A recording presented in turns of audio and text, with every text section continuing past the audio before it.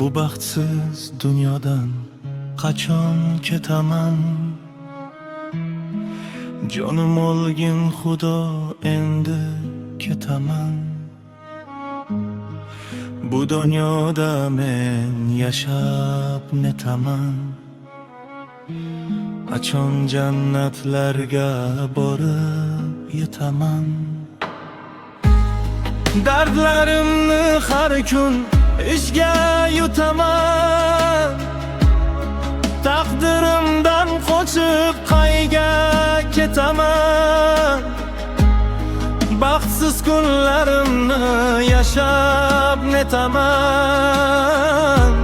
Qachon jannatlarga borib yetaman? Sevdim u sevilmay o'lib ketaman. Ketaman hammani baxtli etaman. Beshafqat dunyodan qochib ketaman. Qachon jannatlarga borib yetaman? Sen meni unutding, buni bilaman. Ammo men seni sevaveraman. Sevaman, sevaman, sevib olaman. Qachon jannatlarga borib yetaman?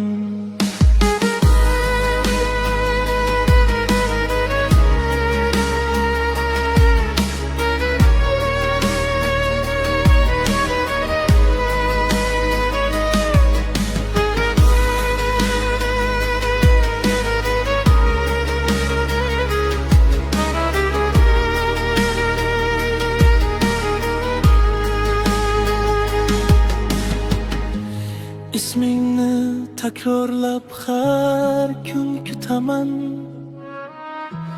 Bu kun yarna bir kuni unutaman. Shu kuni bu dunyodan ketaman. Qachon jannatlarga borib yetaman?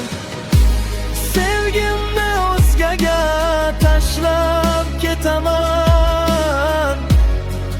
Ota-onam ko'nglin g'ashlab ketaman. Sevgimni men baribir baxtli etaman. Qachon jannatlarga borib yetaman? Sevdim u sevilmay o'lib ketaman.